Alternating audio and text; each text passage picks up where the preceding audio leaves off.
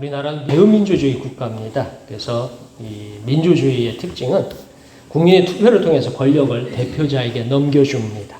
그래서 이제 대통령 선거를 이제 앞두고 있죠.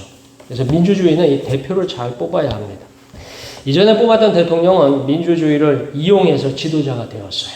우리나라에서 지도자가 되기 위해서는 민주주의 제도에 따라서 투표를 통해서 지도자가 됩니다. 근데 이제 이 지도자가 된 사람은 이 민주주의적인 절차, 방법으로 정부와 국민을 이끌어야 합니다. 그러니까 투표만, 자기만이 지도자가 될 적에 민주적인 절차가 필요한 것이 아니라 그가 행하는 모든 언어와 행동과 통치의 절차, 그리고 모든 법을 지켜나가는 것, 이 모든 것들이 다 민주적인 절차를 밟아야 합니다. 근데 지금 현재 쫓겨난 대통령 같은 경우에는 누구보다 법을 잘 알았지만 민주적이지 못하고 민주주의에 대해서 몰상식했습니다. 그래서 이것이 커다란 비극을 낳았고요. 대통령이 보호하고 수호해야 할 민주주의를 파괴하고 국민을 실망시켰으며 국가적으로 커다란 손실을 입혔습니다. 즉 우리가 가진 법을 잘 알아야 하고 법을 잘 지켜야 합니다. 그렇지 못하면 스스로가 법을 무너뜨리고 파괴하는 원수가 됩니다. 그런 면에서 성도는 두 가지 법을 알아야 하고 두 가지 법을 지켜야 합니다. 우리는 세상 사람들하고 달라요. 세상 사람들은 세상의 법만 알고 세상의 법만 지키면 돼요. 우리는 하나님의 자녀는 하나님의 법도 알아야 되고 세상의 법도 알아야 됩니다. 그리고 하나님의 법도 지켜야 되고 세상의 법도 지켜야 돼요. 어떻게 보면 하나님의 자녀들이 좀 더 깝깝하게 산다라고 표현하시면 될 것 같습니다. 하나님의 법은 세상의 법보다 좀 개념이 다릅니다. 세상의 법보다 상위에 존재하고요. 범위가 더욱 넓습니다. 심지어 하나님의 법은 세상이 말하는 도덕이나 윤리보다 더 큰 범위를 가지고 있습니다. 그러니까 이 도덕이나 윤리보다 더 확장되어 있습니다. 이것이 성도가 지켜야 할 법입니다. 우리 모두 하나님의 법을 지키며 세상의 빛과 소금 되기를 축원합니다. 자, 세상의 법은 행위의 결과에 대한 심판입니다. 그래서 어떤 일이 발생하고 그 일을 결과를 가지고 법으로 마치 자로 재듯이 재가지고 이 범위를 넘어가면 그건 불법이 되고 그 범위 안에 있으면 합법이 되는 것입니다. 그래서 그 자로 지어서 심판을 합니다. 때문에 일이 발생하지 않으면 세상의 법은 멈추어 있습니다. 오직 일어난 현상에 대해서 법이 움직일 뿐입니다. 그래서 세상의 법의 약점이 뭐냐면 예방이 불가능해요. 그러니까 그 결과에 대해서 이렇게 처벌이 있으니까 조심해야지라고 하지만 그 행위를 한 사람에 대한 결과는 반드시 있습니다. 그래서 예방적 접근이 굉장히 어렵습니다. 우리 다 함께 27절에서 30절까지의 말씀을 읽겠습니다. 27절에서 30절까지 말씀 함께 읽겠습니다. 시작. 또 간음하지 말라 하였다는 것을 너희가 들었으나 나는 너희에게 이르노니 음욕을 품고 여자를 보는 자마다 마음에 이미 간음하였느니라. 만일 내 오른 눈이 너로 실족하게 하거든 빼어내버리라. 내 백체 중 하나가 없어지고 온몸이 지옥에 던져지지 않는 것이 유익하며 또한 만일 내 오른손이 너로 실족하게 하거든 찍어내버리라. 내 백체 중 하나가 없어지고 온몸이 지옥에 던져지지 않는 것이 유익하니라. 아멘. 자, 간음하지 말라. 10계명 중에서 신명기 5장 18절에 보면 이런 명령이 있어요. 이 일은 이제 법적으로 결혼하지 않은 남녀 사이에서 일어난 모든 성적인 행위를 의미합니다. 당시 유대인 남자들은 이혼을 통해서 아내를 버리고 새로운 아내를 맞이하는 풍습이 있었어요. 그러니까 오늘날 우리도 이제 이혼이 사회적인 문제가 되죠. 결혼이 적지만 또 그 결혼한 부부가 쉽게 이혼하는 그런 시대를 살아가고 있어요. 근데 이 이혼이 오늘날만 그랬던 것이 아니라 예수님 시대 유대인들 사이에서도 있었습니다. 그리고 또 이러한 행위를 옳다고 주장하였습니다. 예수님 유대인의 이혼 풍습에 대해서 그리고 해당 이혼의 결혼에 숨겨진 유대인 남자들, 유대인 남성들의 어떤 저열한 성적인 욕망을 정면으로 공격합니다. 우리는 이제 세상의 법과 하나님의 법의 차이가 여기서 나타나요. 세상의 법은 어떤 부부 사이에나 그 가족에 있는 어떤 부정행위에 대해서 이혼을 요구하고 어떤 환경의 결과에 의해서 이혼을 요구하면서 이혼을 할 수 있어요. 그런데 오늘 성경에 나오는 이 간음이라는 부분에 대해서는 하나님이 보실 적에 뭘 보시냐면 그 동기를 보세요. 그러니까 마음속에 네가 어떤 생각을 가졌느냐까지도 하나님은 심판하시겠다는 것입니다. 우리는 마음속에 무슨 생각을 가졌는지 사람이 알아요, 몰라요? 모르잖아요. 우리 여자분들이 그러잖아요. 뭐 여자분들 쭉 하시는 말씀이 시자 들어간 건 다 싫다고. 그렇지 않은 분도 계시겠지만. 그렇지만 힘들고 어려울 때마다 시자 들어간 거 다 싫다고 하면서 속으로는 무슨 말을 해도 입으로 안 내면 문제가 있어요, 없어요? 네, 문제가 없어요. 입으로 말하지 않거나 행동하지 않으면 아무런 문제가 없어요. 그런데 하나님 보시기에는 뭐예요? 입으로 말하지 않을지라도 뭐예요? 그것에 대해서 하나님은 심판하시겠다는 거예요. 성경에 보면 미워하는 자마다 뭐 했다고 했어요? 살인했다라고 했어요. 이 이야기는 뭐예요? 살인은 어디서부터 오는 거라고요? 미워함으로부터 시작돼서 이게 결국은 마지막에 살인까지 가는 거예요. 그래서 하나님은 그 시작이 어디서부터 시작했느냐? 너의 마음이 어디로부터 시작했느냐를 묻습니다. 그게 하나님의 법이에요. 오늘 성경에서도 그렇습니다. 유대인들이 이혼에 대해서 보니까 너희가 이혼하려는 이유가 뭐냐라는 거예요. 이혼하려는 이유가 뭐냐면 유대인 남성들. 이 당시는 가부장적인 세상이죠. 오늘날 같은 세상이 아니라 굉장히 가부장적인 세상이었는데 그 남성들의 욕망으로부터 시작하고 있더라 하는 것입니다. 유대인들의 마음속에 숨겨진 본성을 주목하시고 이 본성에 따라서 시작해서 너희가 물론 이혼이라는 제도를 이용하지만 사실은 뭐예요? 너희가 뭘 했다고요?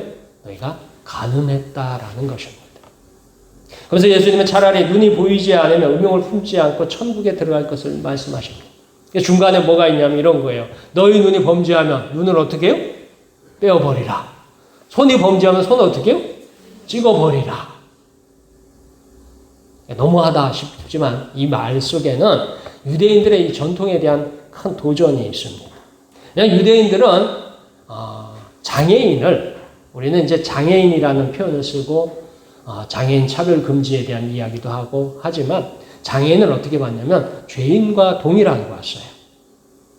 그 이유가 뭐냐면 장애인은 하나님 앞에 드리는 제사를 드리지 못합니다. 성소를 들어가지 못해요. 그러니까 성전을 방문하지 못합니다.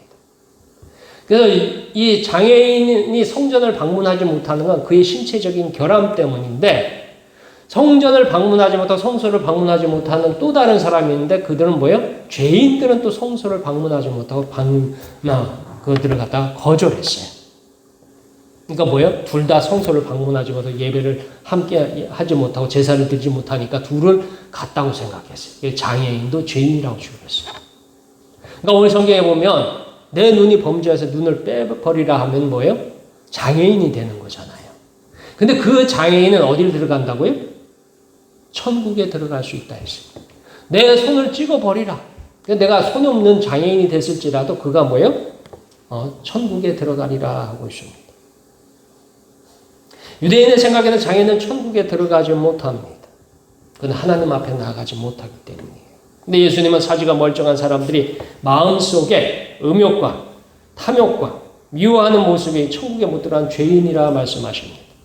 예수님께서 하시는 말씀이 너희는 겉으로 보기에는 의인이나 속은 죄인이고 장애인은 겉으로는 죄인의 모습으로 보이나 속사람은 의인이라 말씀하십니다. 이것이 하나님의 말씀인 율법의 권능이고 율법의 판단이며 율법의 범위입니다. 그래서 하나님의 말씀이 사실은 뭐냐 우리에게 그 하나님의 말씀대로 살아가는 것이 결코 쉽지 않다라는 것을 보여주고 있어요. 과연 누가 하나님의 율법을 벗어나 살 수 있으며 누가 율법에 온전하게 지키고 있는가 묻습니다. 그래서 유대인은 하나님의 율법을 상대적인 진로 바꿨어요. 그러니까 하나님의 말씀을 보면서 하나님은 원했던 게 그거예요. 우리가 뭐라고요? 죄인이다라는 것을 고백하기를 원했어요. 우리가 하나님 말씀대로 살지 못하는구나라는 것을 고백하고 하나님 앞에 나와서 하나님의 자비를 구하고 하나님의 은혜를 간구하기를 바랬는데 유대인들은 가만히 보니까 이 법대로는 도저히 못 살겠구나 그렇게 생각을 했어요. 그래서 이걸 상대적으로 바꿨어요. 그러니까 뭐예요? 내가 저 사람들보다 더 말씀을 잘 지켜. 뭐 이런 것으로 너는 의인이고 저 사람들은 죄인이야 라고서 이렇게 구분합니다. 오늘도 우리가 믿는 하나님의 말씀에 동일한 권능과 판단과 결과를 가져옵니다. 하나님의 말씀에 순종하며 살기를 축원합니다. 자, 오늘 성경에서 주장하는 가장 충격적인 결과는 이혼조차도 간음에 속합니다. 이스라엘 민족의 이혼은 허락되지 않은 금기였습니다. 다만 이혼이 배우자의 부정에 있는 경우에 가능하다 주장합니다.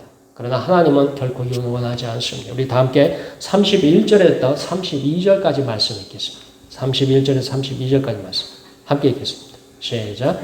또 일러스되 누구든지 아내를 버리거든 이혼 증서를 줄 것이라 하였으나 나는 너희에게 이르노니 누구든지 음행한 이유 없이 아내를 버리면 이는 그로 간음하게 하며 또 누구든지 버림받은 여자에게 장가드는 자도 간음함이니라. 아멘.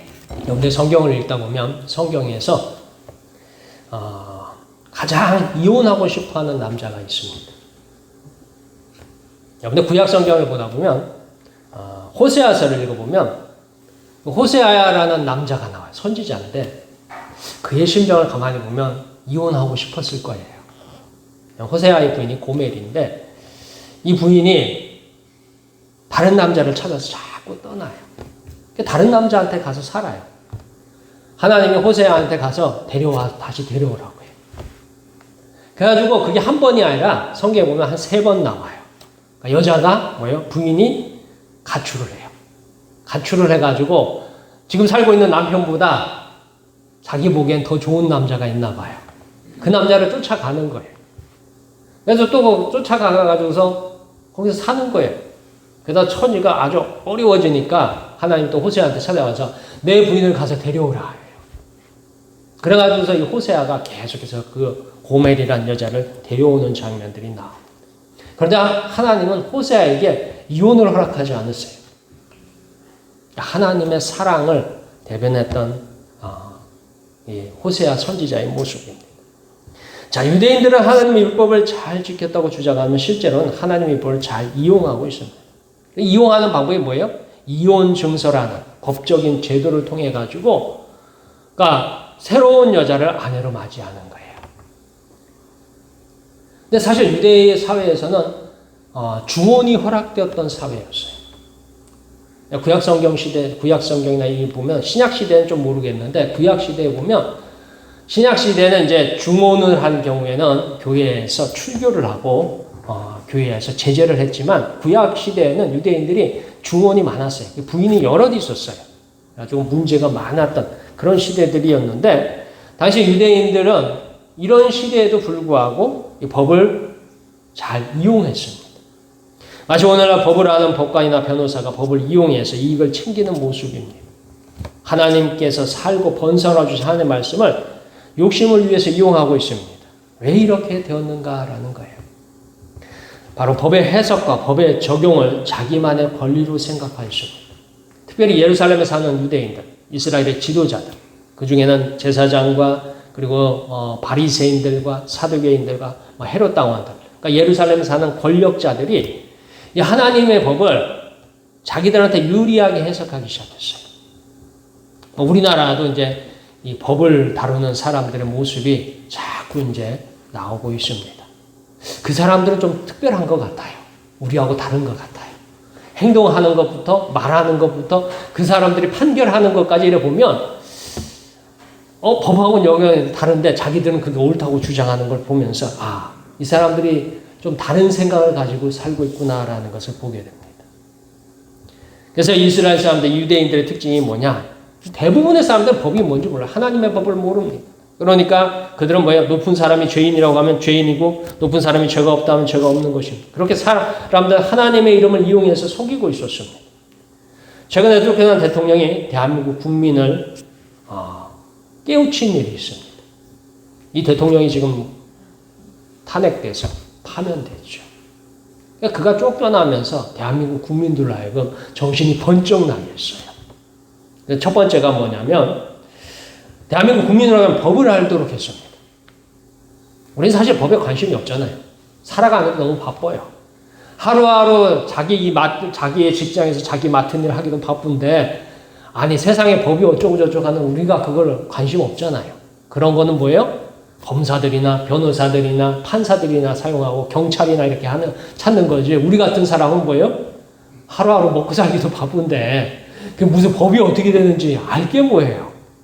그냥 경찰에서 그렇다 하면 그런 줄 알고 검찰에서 그렇다 하면 그런 줄 알고 판사가 그렇다고 하면 그런 줄 알고 그렇게 살아왔는데 이 최근에 대통령 때문에 국민들이 다 법에 대해서 점점 관심을 가지게 되고 법이 어떻게 되는지를 배우게 되었습니다. 그러니까 국민을 위해서 사용하는 법과 자기 이익을 위해서 사용하는 법이 어떤 모습인지 구별하도록 했습니다. 다음으로 민주주의를 소중함을 가르쳐 주었습니다. 우리는 민주주의를 당연하다고 생각합니다. 그래서 우리가 누리는 이 민주주의가 어떻게 보면 굉장히 우리가 그동안 가지고 있었던 이 권리가 당연하다고 생각했어요. 그러나 우리가 알지 못하는 사이에 민주주의를 빼앗길 수 있다는 사실을 발견했습니다. 마지막으로요, 우리로 하여금 역사를 공부하게 했습니다. 우리가 무심코 지나친 과거는 언제든지 다시 일어날 수 있다는 사실을 확인합니다. 사실 저는 계엄령에서 그게 나왔을 적에 저는 그날 밤 잤어요. 제 아들이 그 시간에 잤어요, 솔직히 말해서. 자서 그날 무슨 일이 있었는지 몰랐어요. 근데 아침에 일어났더니 제 아들이 카톡을 보낸 거예요. 아빠 큰일 났어. 계엄령이야. 하면서 카톡으로 그 사진을 이렇게 몇 장을 보냈어요. 저는 아침에 일어나서 깜짝 놀랐어요. 그냥 더 깜짝 놀란 건 그 계엄령이 어떻게 됐어요? 해제됐다는 거였어요. 그러니까 하나님 은혜였어요. 제가 자는 동안 세상이 한번 뒤집혔다 다시 뒤집혔는데 저는 그걸 모르고서 푹 자고 아침에 일어나서 그냥 감사한 마음에 깜짝 놀란 마음에 감사했습니다. 그런데 거기서 확인하는 게 있어요. 우리는 그게 옛날 유물인 줄 알았어요. 이제 다시는 보지 않을 거라고 생각했어요. 어디 박물관 같은 데 있고 어디서 숨겨져 가지고 다시는 우리가 그것에 대해서 이런 일이 있었구나라는 걸로 지나갈 줄 알았는데 그날 그것을 보면서 우리가 어떤 시대를 살고 있는지를 다시 확인했습니다. 제가 윤석열 대통령에게 배운 게 그 세 가지입니다. 법이 어떤 건지, 민주주의가 어떤 건지, 그리고 우리가 역사를 너무 쉽게 지나치고 있는 거 아닌가 하는 것을 확인했어요. 누군가 지도자가 되어서 법을 어기고 권리를 빼앗고 역사를 무시하면 반드시 우리는 다시 확인해야 합니다. 이런 일이 다시 일어나서는 안 돼요. 자, 예수님께서 이스라엘 사람들에게 하나님의 말씀을 가르친 이유가 여기 있어요. 예수님은 하나님 말씀을 언제까지 가르치는 줄 아세요? 예수님은 십자가에 달리기 전까지 그의 제자들에게 성경 공부를 했어요. 하나님 말씀을 가르쳤어요. 그 하고 많은 일들이 많은데 예수님이 예루살렘 성을 마지막 방문합니다. 그래서 그 예수님을 따라 많은 사람들이 호산나 다윗의 자손으로 오느니요 하면서 이스라엘의 영광이 하면서 그 외쳐가지고 그 많은 사람들이 예수님을 따르고 지지하고 열광했습니다. 그래서 예수님이 예루살렘 성을 딱 들어와서 성문을 들어와서 사람들은 다 뭐예요? 헤롯 왕궁이나 총독부나 이리로 갈 줄 알았어요, 예수님. 근데 예수님이 간 곳이 어디냐면 하나님의 성전으로 갔어요. 예루살렘 성전으로. 그리고 거기 가가지고 뭘 하셨냐면 성전을 깨끗하게 하시고 성전에 있는 잡상인들을 다 쫓아내고 자기를 찾아오는 사람들을 다 불러다 모아놓고 하나님 말씀을 가르쳤어요. 올라가는 성경 공부를 했습니다. 그 중하고 그 중요하고 엄청나게 그러니까 결정적인 순간이죠. 그 순간에 예수님 선택한 건 하나님의 말씀을 풀어서 가르치는 것이었습니다. 하나님 말씀이 특별한 사람을 위해서 있고 예루살렘의 유대인만 소유하고 있다라고 생각했습니다. 그래서 예수님은 하나님 말씀을 모든 사람에게 전하기 원하셨습니다. 그래서 십자가에 달려 죽는 순간까지 말씀을 가르치고 계십니다. 우리도 하나님 말씀을 사랑하고 가까이 하시길 축원합니다. 자, 마지막 우리가 주목할 것은 우리는 정직하게 사는 일이 얼마나 힘든지 압니다. 우리는 아이들을 키울 적에 아이들한테 어떻게 해요? 정직하라고 얘기하잖아요. 바르게 살라고 얘기해요. 훌륭한 사람이 되라고 얘기해요. 그렇게 얘기하는 이유 중에 하나가 뭐예요? 정직하게 사는 게 쉽기 때문에, 어렵기 때문에? 어렵기 때문이에요. 왜냐하면 세상에 정직하게 살기보다는 침묵하면서 사는 것은 편하고 쉽습니다. 예수님께서 복음을 전하기 위해서 예루살렘에 사는 유대인의 잘못을 알지 못하고 알려 하지 않았고 말하지 않았어요. 그러니까 예수님이 이렇게 말씀을 가르치고 십자가에 죽으시고 부활하시고 성령께서 세상에 오시기 전까지 이스라엘 민족은 어느 누구도 대제사장이나 유대인들이나 바리새인들이나 이런 사람이 하는 것이 잘못됐다라는 것을 말하지 않았습니다. 침묵하고 있었어요. 그러나 예수님께서 죽음에서 살아나시고 세상에 복음을 전했습니다. 그러자 진리가 모두를 자유하게 하였습니다. 우리 다 함께 33절부터 37절까지 말씀 읽겠습니다. 33절, 37절까지 말씀 함께 읽겠습니다. 시작. 또 옛 사람에게 말한 바 헛맹세를 하지 말고 내 맹세한 것을 주께 지키라 한다는 것을 너희가 들었으나 나는 너희에게 이르노니 도무지 맹세하지 말지니 하늘로도 하지 말라 이는 하나님의 보좌이며 땅으로도 하지 말라 이는 하나님의 발등상이며 예루살렘도 하지 말라 이는 큰 임금의 성이며 내 머리로도 하지 말라 이는 내가 한터럭도 희고 검게 할 수 없음이라. 오직 너희 말은 옳다 아니라 하라. 이에서 지나는 것은 악으로부터 나느니라. 아멘. 가끔씩 세상의 정치인은요, 성경책을 그리고 교회를, 목사를 이용합니다. 자기 정치적 이익을 위해서 서슴없이 하나님을 이용합니다. 하물며 선거를 앞두고서 교회를 방문하거나 목사의 기도를 요청하는 경우는 차라리 좀 선한 편이고 좀 귀여운 편이라고 해야 할까요? 그러나 이렇게 하나님은 자기 욕망을 위해서 이용하는 것이 세상의 모습입니다. 오늘 성경에서 이스라엘 민족은 하나님을 이용합니다. 그들은 율법을 말하지만 자기 이익을 위해서 율법을 해석합니다. 그래서 남자들의 자기들의 그 욕망을 위해서 이혼을 하고 새로운 결혼을 하는 그런 일들이 뭐예요? 유대인 지도자들 사이에서 비일비재하게 일어나고 있어요. 그들이 율법을 말하지만 자기 이익을 위해서 율법을 해석하고 모든 일에 율법을 앞세우지만 결론은 자기 욕심이 문제입니다. 정작 자기는 율법을 지키기보다는 율법을 이용할 방법을 찾습니다. 마치 하나님을 믿고 의지하기보다는 어떻게 하나님으로 이익을 얻을 것인가를 계산한다. 그래서 굉장히 역겨운 과정입니다. 어느 시대건 세상에는 이런 사람들이 넘쳐나고 있습니다. 예수님은 하나님의 이름을 이용하는 지도자들, 율법에서 이득을 취하는 제사장들, 율법으로 욕심을 쳐는 바리새인들에게 경고합니다. 그리고 진실로 하나님의 말씀, 하나님의 율법을 분명하게 말합니다. 그래서 하나님을 앞에 모시고 하나님의 말씀에 진실하게 요구합니다. 그래서 하나님의 말씀에 대해서 옳다 아니라만을 허락하십니다. 옳다 아니라는 건 뭐냐면 이런 거예요. 이것은 옳은 것을 옳다고 얘기하는 거예요. 잘못된 것을 어떻게 얘기하는 거예요?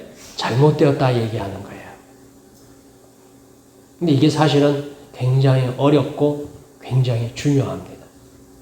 특별히 재판을 담당하는 제사장은요, 자기 이익을 위해서 옳은 것을 아니라 합니다. 항상 여기서 문제가 생겨요.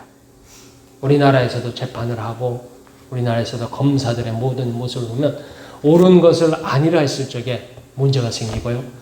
또 잘못된 것을 또 옳다고 했을 때 큰 문제가 생깁니다. 이게 다 어디서부터 시작하는 거예요? 그들의 욕망으로부터 시작하는 것입니다. 욕심을 위해서 죄와 손을 잡았어요. 그 마음에 악에 물들었기 때문에 마치 하나님의 이름으로 맹세하면 하나님의 성전으로 고백한 하나님 율법을 인용한 무엇인지 거룩한 보증이요 진실함을 더하리라 생각합니다. 자, 정치인들이 하는 얘기 중에 가장 싫어하는 말이 몇 가지 있는데 그 중에 하나가 새빨간 거짓말이라는 말. 이건 좀 제발 안 했으면 좋겠어요. 그거 할 때마다 속에서 막 올라와요. 감정이 막 올라와요. 새빨간 거짓말, 이런 말들. 이 정치인들도 왜 맨날 교회 가가지고 성경책 들고 가서 교회에서 기도하는 척 하는지 모르겠어요. 진짜 기도를 하는 건지 기도하는 척을 하는 건지. 그러면 다음에 절은 가지 말아야죠. 한 번은 교회 와서 성경책 들고 와서 기도하는 척하고 그 다음날은 어디가 있어요? 절에가 있어요. 뭐 하자는 건지 참. 또 그거 보고서 또 교인들은 야, 저 사람이 뭐예요? 교인이야 하면서 찍어줘. 절에 다니는 사람은 절에 다니는 거예요. 저 사람이 저를 위해서도 뭐예요? 애쓰는구나 싶어가지고 찍어줘.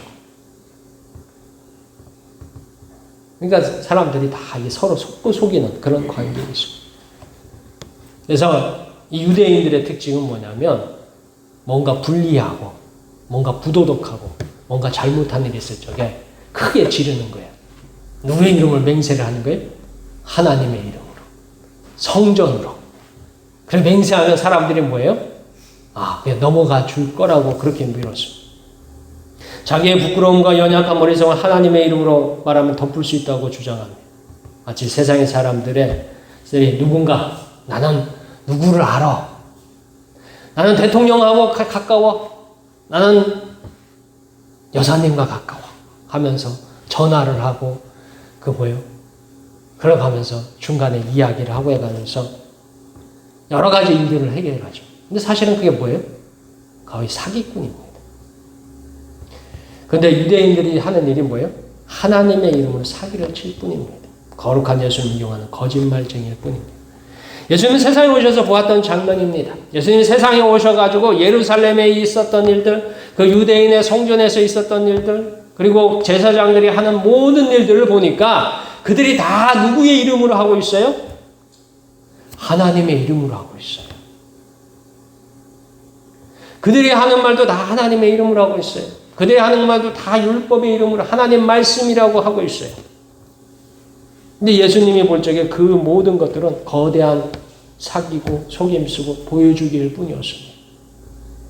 그래서 예수님이 하나님의 이름으로 한 게 있어요.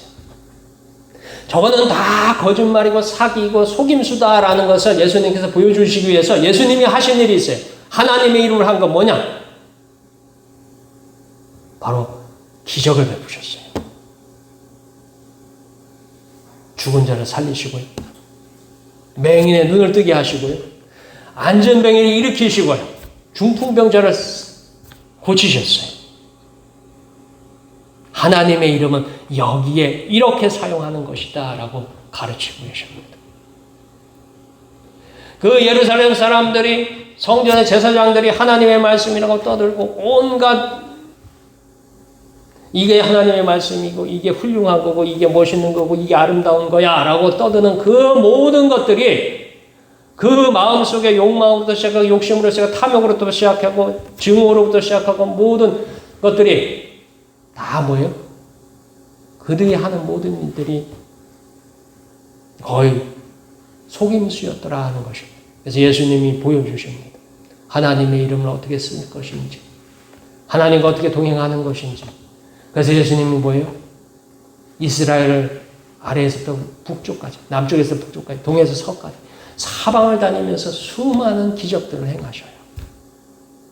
그러면서 예수님의 이름이 어떻게 쓰이는, 그리고 하나님의 이름을 어떻게 쓰는 건지, 하나님의 말씀이 어떻게 일어나는 건지를 참과 거짓을 분명하게 보여주십니다. 오직 전능하시고 전지하고 온전하시고 거룩하신 이름, 그 이름이 하나님의 이름이에요. 오늘 우리가 교회에서도 수많은 일들이 있습니다. 한국 교회에도 많은 목사님들이 있고요. 많은 훌륭하신 분들이 많습니다. 저보다 설교 잘하는 목사님이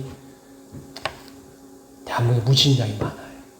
근데 그때마다 제가 느끼는 건 그런 겁니다. 설교를 잘하는 것도 훌륭하고 좋은 일입니다. 왜요? 좋은 설교를 듣는 것은 우리 교회나 성도나 교인들에게는 기쁨입니다. 그것은 큰 행복이에요. 그러나 분명한 것은 뭐냐면 하나님의 이름, 예수님의 이름으로 우리가 할 적에 예수님의 이름이 어디에 쓰여지는가 진실한 것을 우리는 봐야 됩니다. 그래서 제가 늘 염다리 얘기하는 게 여러분들이 그 기도 수첩을 가지고 기도하라는 게 그거예요. 예수님의 이름을 어디다 쓸 것이냐. 나의 약점을 덮기 위해서 나의 연약함을, 나의 부끄러움을 갖다가 뭐예요? 사람들을 속이기 위해 쓰는 것이 아니라 내가 예수님 앞에 기도했을 때 그 예수님의 기도하신 응답하심을 보면서 그 예수님의 이름이 여기 이렇게 쓰이는 것이다 라는 겁니다.